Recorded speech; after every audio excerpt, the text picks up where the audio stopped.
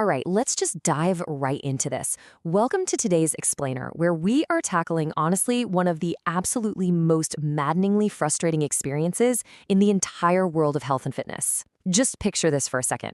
You are eating less than you have in years, you're weighing your food to the exact gram, you're training consistently, sweating it out day after day, but then you step on the scale and nothing's moving. Literally nothing. Everyone around you and practically every fitness app on your phone is telling you the exact same thing. Hey, just eat less and try harder. So you do. You drop down to a grueling, miserable 1,200 calories a day. But still, no way, the scale refuses to budge. You feel like you're going crazy, right? Well, the source material we're digging into today reveals the totally fascinating biological reasons why your deficit has just stopped working. And far more importantly, we're going to talk about exactly how to fix it. So here's a quick roadmap for today's explainer. First, the calorie deficit trap. Second, our first hidden factor, the shrinking engine. Third, the second hidden factor, crashing neat. Fourth, the counterintuitive solution. And finally, why you need to build first and cut second. Okay, part one, the calorie deficit trap. Let's talk about why just trying harder completely fails us. Before we get into the heavy science, let's just acknowledge the incredible hard work you have probably already put in. I mean, we see this pattern repeat endlessly. It's this highly relatable, totally exhausting frustration loop.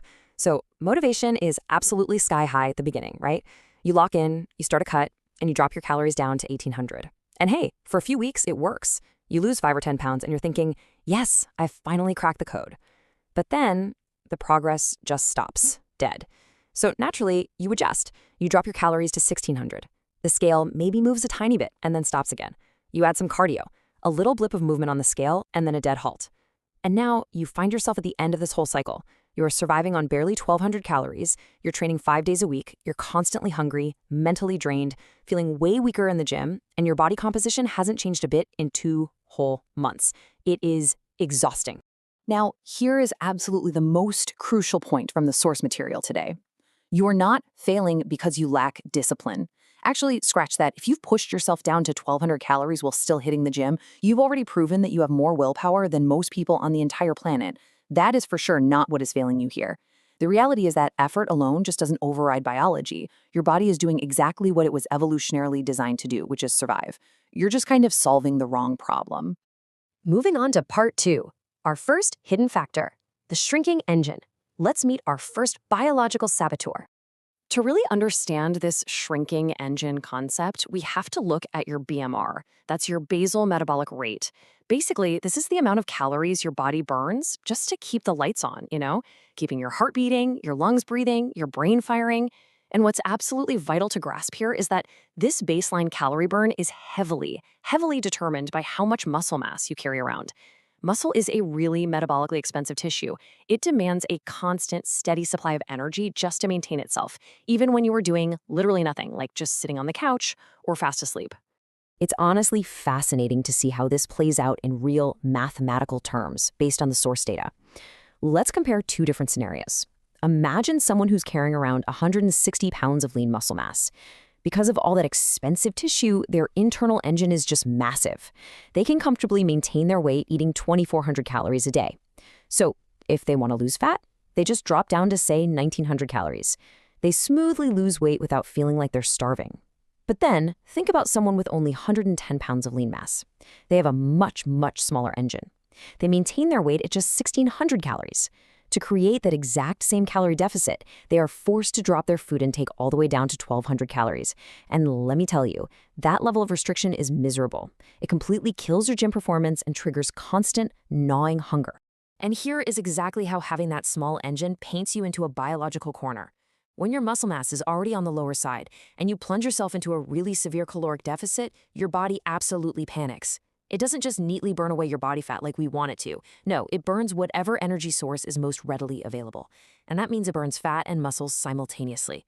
As you lose that precious, metabolically expensive muscle, your basal metabolic rate drops even further.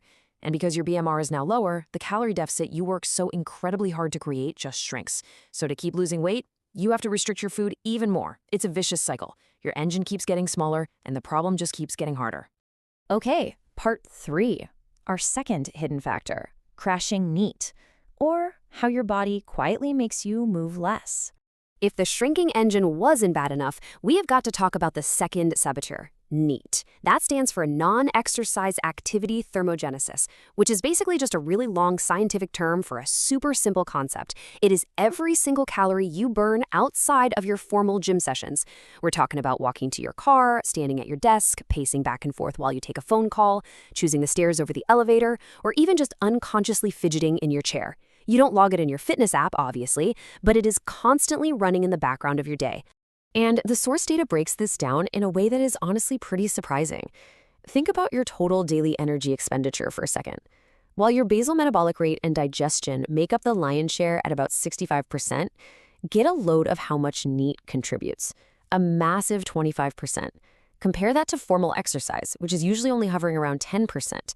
Your daily unconscious movement accounts for anywhere from 15 to 30% of all the calories you burn in a day. To put that into perspective, that frequently means your casual, everyday movement burns significantly more calories than that intense, sweaty 45-minute gym session you push through. So what actually happens to your NEAT when you go on a strict diet? Well, according to our source material, when your body senses a severe calorie restriction, it interprets that as a literal resource shortage, a famine. So what does any smart system do? It conserves energy.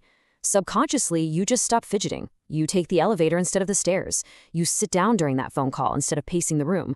You aren't actively choosing to do this. Your body just quietly downregulates your movement to save you. And the cost? Studies show your NEAT can drop by a staggering 300 to 500 calories per day during a diet.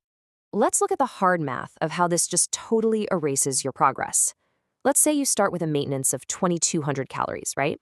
You decide you want to diet, so you start eating 1,800 calories. Awesome, you have created a 400-calorie deficit. For a few weeks, you're dropping weight. But then, your body adapts. Your NEAT unconsciously drops by 400 calories to conserve energy. So what does that mean? It means your real deficit is now exactly 0. You're eating 400 fewer calories, you're starving, you're trying so hard, but because you are moving 400 calories less throughout the day without even realizing it, fat loss just comes to a dead, frustrating stop. Your body has automatically, invisibly built a plateau. Part 4, the counterintuitive solution. This is where we have to go completely against your dieting instincts. So how do we actually break out of this biological trap?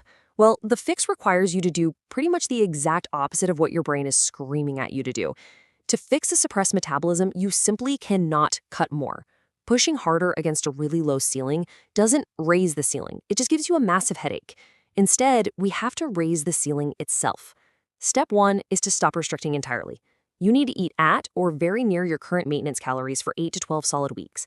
And listen, this is not a break from your goals. This is a strategic physiological reset. When you actually eat enough food, your body stops treating every single day like a famine. Your energy returns, and naturally that crashing NEAT we talked about, it recovers. You start moving more automatically. Your hunger normalizes.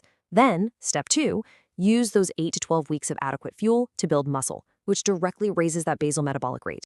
Now, during this 8 to 12-week recovery and growth phase, your gym time really needs a specific focus. First off, you want to prioritize compound movements. We're talking things like squats, deadlifts, and presses, exercises that recruit a ton of muscle tissue all at once. You also absolutely must apply progressive overload, meaning you are constantly challenging those muscles to adapt and grow stronger over time.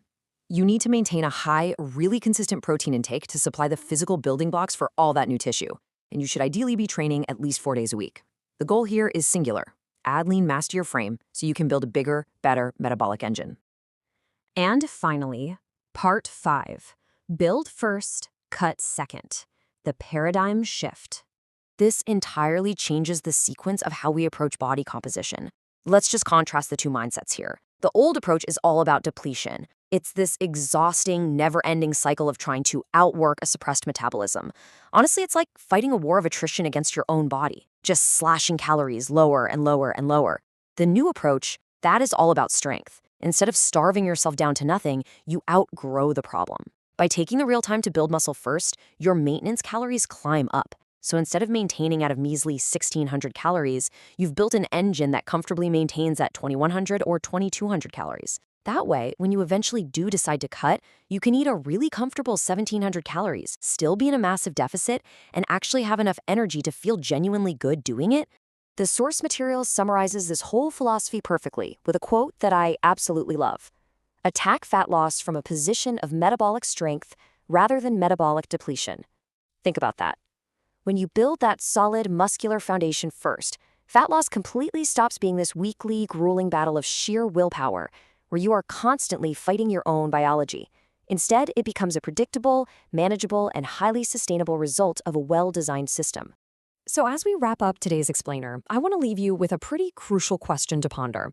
If you have been stuck on that awful plateau for months, weighing every single gram of food and basically starving yourself for zero results, are you going to keep fighting a shrinking engine? Or is it finally time to stop restricting, take a step back, and build your metabolic foundation first? Remember, the order of operations really matters here. Build first, cut second. Thanks so much for joining me on this deep dive, and I'll catch you in the next explainer.